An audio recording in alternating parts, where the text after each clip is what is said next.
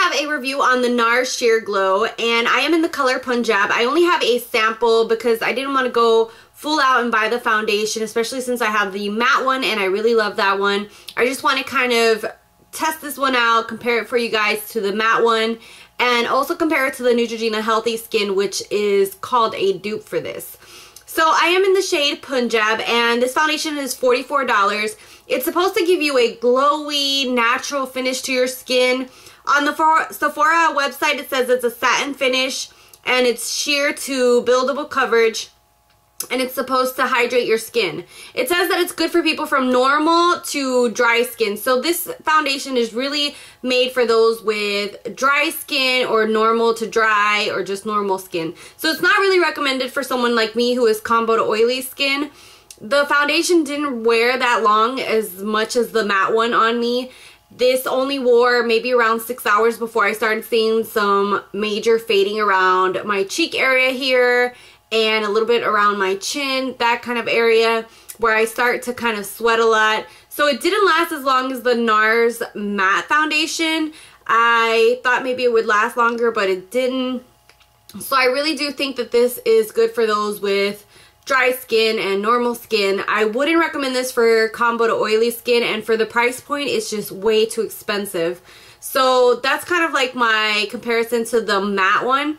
As far as the Neutrogena Healthy Skin, I feel like it's very dupeable to it. It gives a natural satin finish to your skin, and they last more or less the same time, maybe 6 to 7 hours before you start seeing fading. So it's good for an everyday foundation, and instead of shelling out the $44 for the Nars Sheer Glow, I would definitely say pick up the Neutrogena Healthy Skin, and you're basically getting more or less the same kind of coverage. It's a maybe medium coverage, and it looks very natural looking, and the lasting power is more or less the same as the Healthy Skin, which is a foundation that I really love.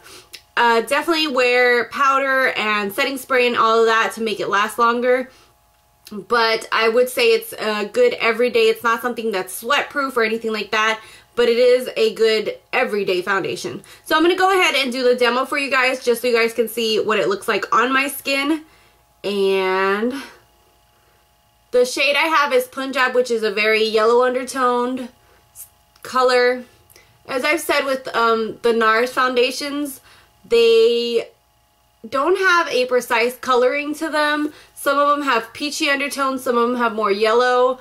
Others have pink. They don't have really a great variety of color. They only have around like maybe 9 or 10 shades, I'm not sure, but it's not like the Naked Skin where it has a great variety and a lot. So I'm just gonna buff this out with my flat top kabuki.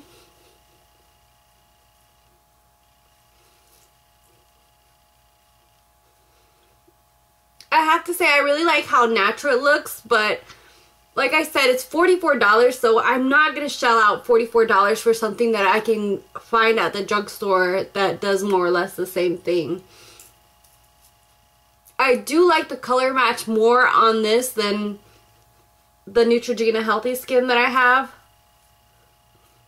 But for an everyday foundation, it's just, I don't know, the price point isn't that there for me, so it's not something that I'm gonna rush to buy or anything anytime soon. So okay, so this is what it looks like on my skin. As you can see, it gives a medium coverage. I feel like it blends in really nicely with my skin tone. It looks really nice on the skin.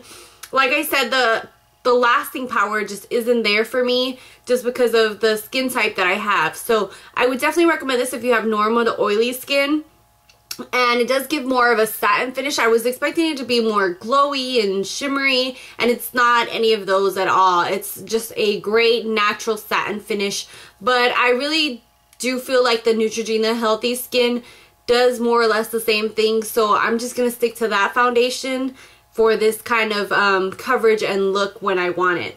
So yeah, let me know what your opinions, your thoughts, what your experience with this foundation has been. If you have oily to combo skin and had a different kind of experience with it, this was just my testing out of this, and of course this is just my personal experience with it. So yeah, thank you guys so much for watching. Hopefully this was helpful, and if you have any questions at all, leave them down below and I will try to answer them. And until next time, thank you guys so much for watching. Bye.